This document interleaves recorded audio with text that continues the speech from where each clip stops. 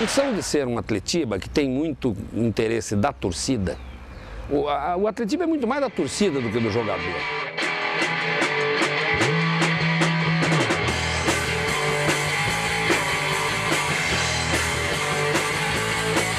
Fortinho Atletiba, era festa em Curitiba, verde ou vermelho, branco no preto. Enfrentando a multidão, encarando a multidão, encontrando a multidão nas suas dos pares.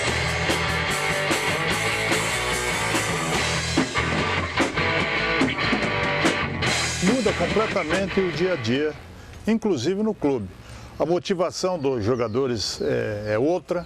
A motivação do pessoal de imprensa é outra, porque o interesse maior também do torcedor, né?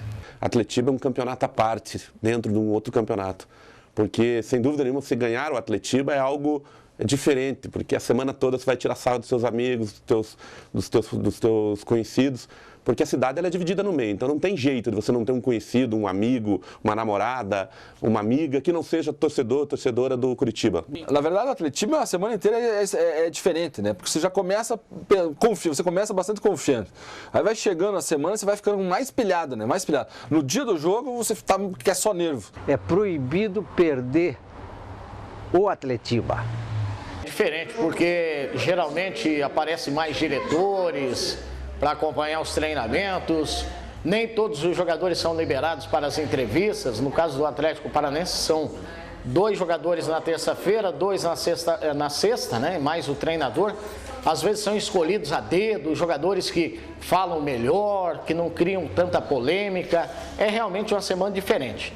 Eu geralmente vou confiante pro jogo, porque eu confio muito no Curitiba, mas não tem como você não ficar tenso, nervoso, mesmo porque do outro lado tem os xarope também te incomodando, né? Então a semana inteira é tensa, mas na hora do jogo, quando começa, é engraçado que comigo, pelo menos, quando começa o jogo, a gente dá aquela aliviada e parece que fica mais calmo. Essa rivalidade é uma rivalidade bacana, sadia, mas que mexe diferente com o coração do torcedor. E eu, graças a Deus, tenho o prazer de dizer que a Atletiba a gente ganhou muito mais do que perdeu desde que eu me conheço como torcedor do Atlético Paranaense.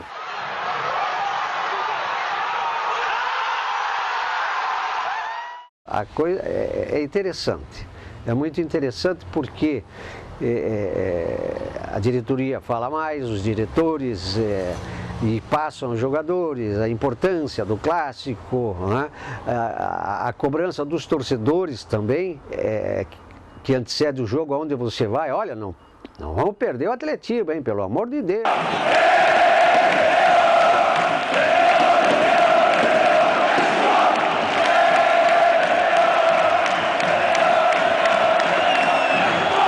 Treinador que durante a semana ele faz 1 ou 2 treinamentos fechados e aí faz um treinamento aberto e chama toda a imprensa. Aí escala 1 ou 2 jogadores, todo mundo fica achando que vai jogar aquele determinado jogador. E no fim, chega na hora do jogo, ele vai lá e muda. E quem inventou essa moda de fechar portões para não ver treinamentos são os próprios treinadores. Eu entendo até que determinadas coisas ele não queira mostrar para o seu adversário. Por exemplo, como é que você cobra uma falta, uma jogada de linha de fundo, uma jogada ensaiada, a cobrança de um pênalti, como é feito. Aí eu concordo que esse trabalho técnico seja feito no outro dia. Agora, num coletivo pronto, onde se define quem vai atuar no clássico, eu acho que não tem segredo, porque todo mundo vê o time o ano inteiro jogando. Isso aconteceu numa final onde o Mário Sérgio era treinador do Atlético Paranaense e ninguém sabia quem ia jogar. E aí eu fui o primeiro a noticiar que o Washington, que era o artilheiro do time, foi o artilheiro naquela temporada, ia ficar de fora de uma final do Atletiba, né? Então, essa história me chamou bastante a atenção, de um treinador que conseguiu deixar, na época, o melhor jogador do time de fora de uma decisão. Não deu outra, né? O Atlético acabou perdendo a decisão.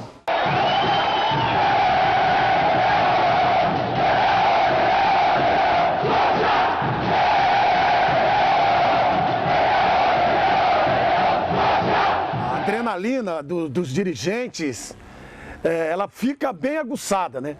E muitos, né, quando é Atletiba, eles vão na concentração e eles se referem um ao outro como o co-irmão. Eles não gostam nem de falar o nome. Olha, podemos perder para todo mundo, não podemos perder para o co-irmão. Naquele tempo, seguramente a gente estaria atrasado, com o salário atrasado. Então você esperava chegar ao Atletiba, torcia para não chover, para dar um público espetacular e sobrar dinheiro. Porque daí você saía um pagamento, você recebia um vale, um negócio assim. E se ganhasse o jogo melhor, porque tinha um bicho, né? Geralmente o bicho do Atletiba era bom.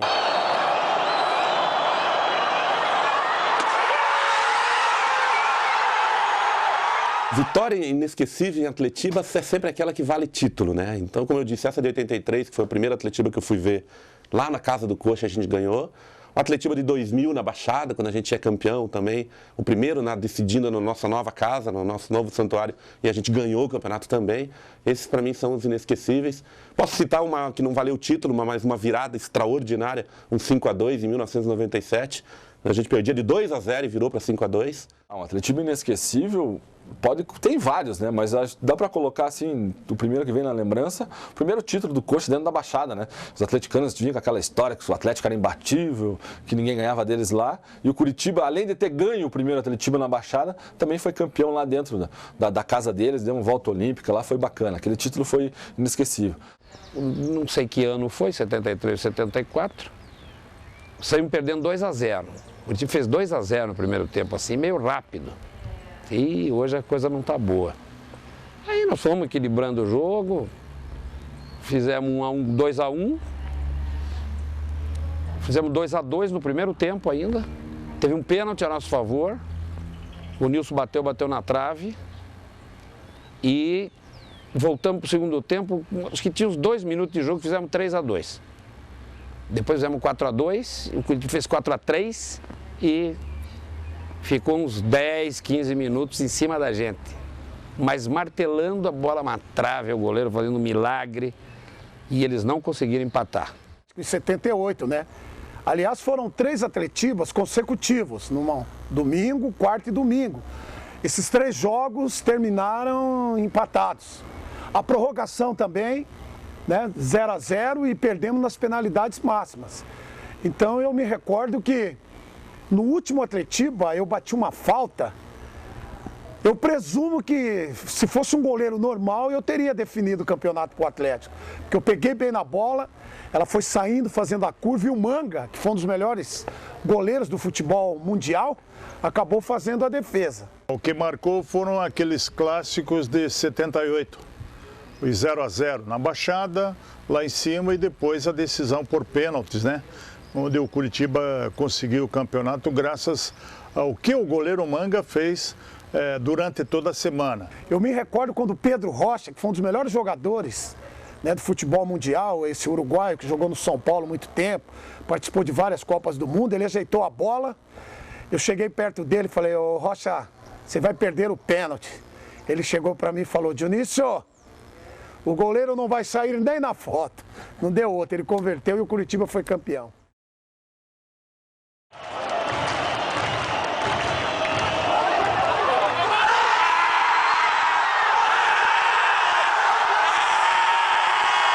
Tem um gol que eu não fiz contra o Curitiba, que o Jairo pegou, que eu dei uma bicicleta, a bola foi no ângulo e ele fez uma defesa espetacular. Aquele gol merecia ter feito. Foi cobrado um lateral em diagonal em direção ao gol. Isso foi no ano de 1967.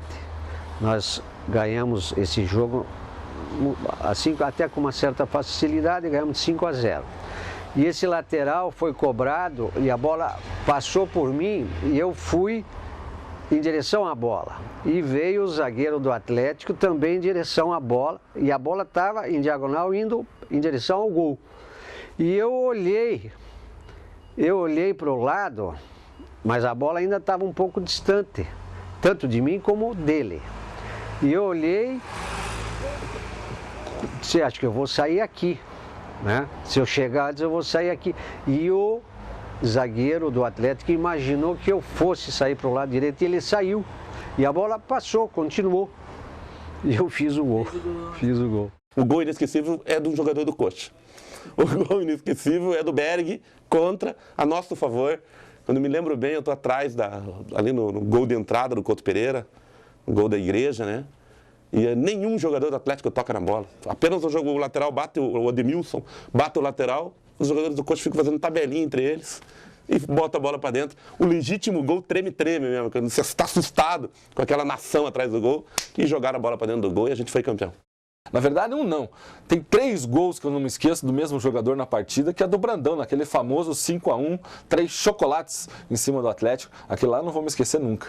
O Coritiba precisava da vitória e ganhou o jogo aos 45 minutos do segundo tempo. Um gol do Paulo Vecchio.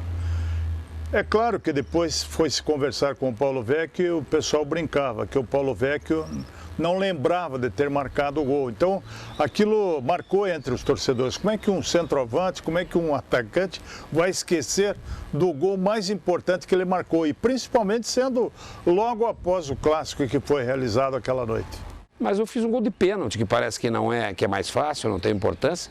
Só que era 0-0 e tinha 45 do segundo tempo. Quer dizer, eu pus a bola na marca do pênalti, a torcida do Coritiba toda aqui atrás. Aí gritando e tal, e eu tenho que bater, eu sou batedor, né? Jairo no gol, daí fui e fiz. Ganhamos 1-0, Campeonato Brasileiro também.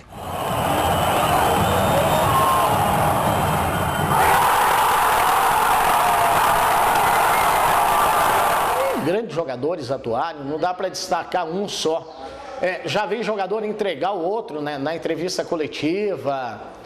O Rafael Moura, né? Me dou muito bem com o Rafael. Chamamos depois lá do jogo, o Rafael foi para a entrevista coletiva e entregou o Ferreira, o Valência. Então, fatos assim que acabam marcando um pouco, né? O cara que eu gostava muito era o Kleber Arado. O Kleber Arado, além dele ter uma identificação muito grande com o Coxa, jogar sempre bem, fazer gols em Atletiba, ele foi contratado pelo Atlético. O Petralha foi lá no exterior, contratou o Kleber Arado, trouxe para Curitiba, ele ia estrear no Atletiba, ele fugiu do CT do Atlético para poder voltar a jogar no Coxa. O jogador do Atlético em Atletiba que eu vi, assim, que chamou muita atenção, foi nesse mesmo ano o Dirceu. O Dirceu é um jogador que era tecnicamente fraco, mas que marcou porque ele marcou os gols. Esse jogo que eu cito do gol do Berg contra foi a última partida da final. Mas nós tivemos o Atletiba da primeira final, que o Dirceu faz o gol decisivo. Atletiba na primeira fase, o Dirceu faz gol decisivo. Então o Dirceu era conhecido como o carrasco dos Coxas e foi um jogador marcante em relação ao Atletiba. Luizinho Neto, lateral direito, aí já nos anos 2000, é um jogador que mais fez gols em Atletibas e também é um jogador que tem muita história positiva para nós rubro-negros. Posso até falar do Sicupira, que é nosso companheiro, que teve uma participação muito grande, do próprio Zé Roberto, que participou pelo Curitiba e também pelo Atlético Paranaense. Mas eu acho que um jogador que ficou na história mesmo em Atletibas foi o Paulo Vecchio, com esse gol que eu falei para vocês aí em 1972, se não me engano, quando o Curitiba sagrou-se campeão lá na Vila Capanema.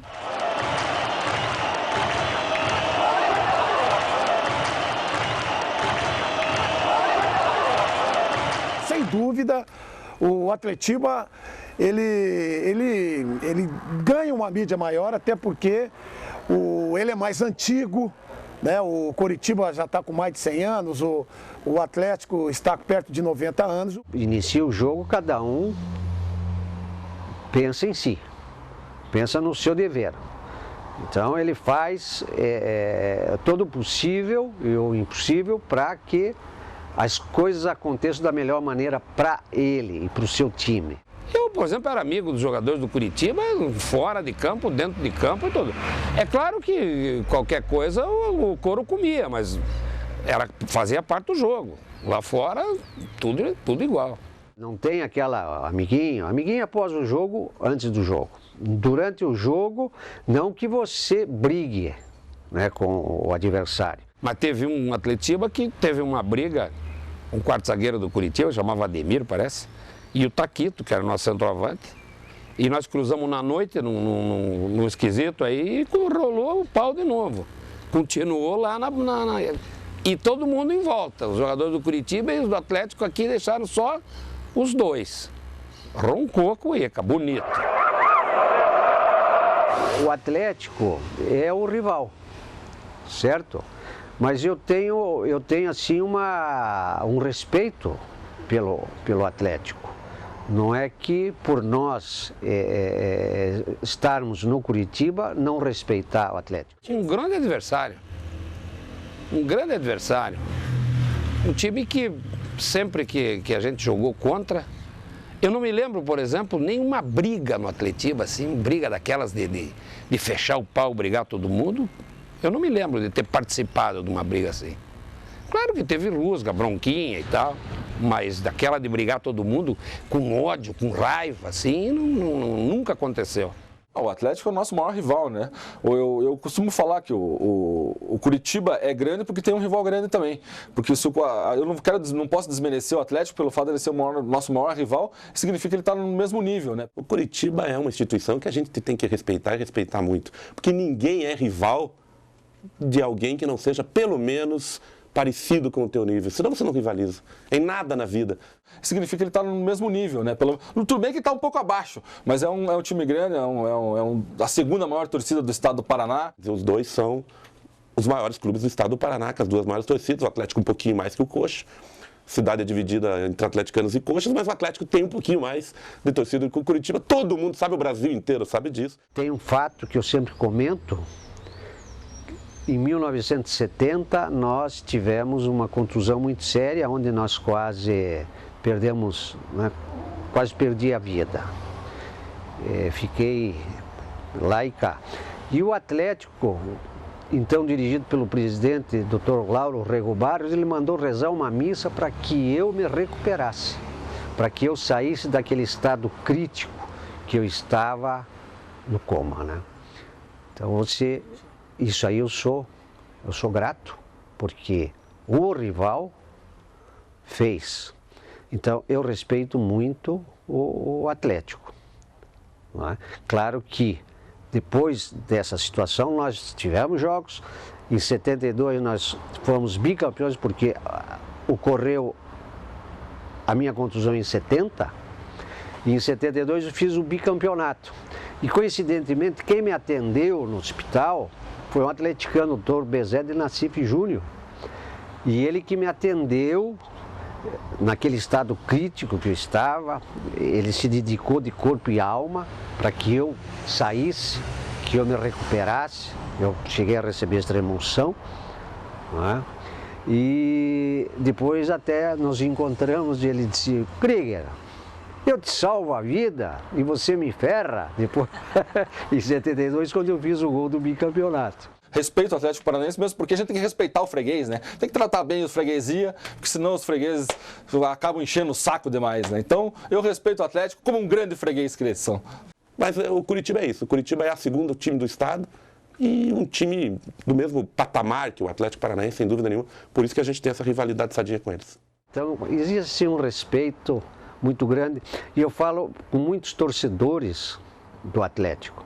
Às vezes eu estou conversando com torcedores assim, mais da velha guarda. E eu estou pensando que são torcedores do Curitiba. E aí, olha, Krieger, eu sou torcedor do Atlético. Então a gente tem assim uma comunicação, existe um respeito mútuo. Então o Curitiba é um time que eu respeito muito, acho que verde com branco não combina muito, né? Pode ver, as mulheres não usam muito vestido verde e branco, né? Elas usam outra cor, tá? Azul, vermelho, preto. Mas eu tenho muito respeito pelo Curitiba, tenho grandes amigos coxa branca. Tenho um compadre, o padrinho do meu filho é coxa branca, doente. Nada passa, sabe? Na hora perde, tira um sarrinho, depois a coisa cai na rotina e pronto. E a vida que segue, meu filho.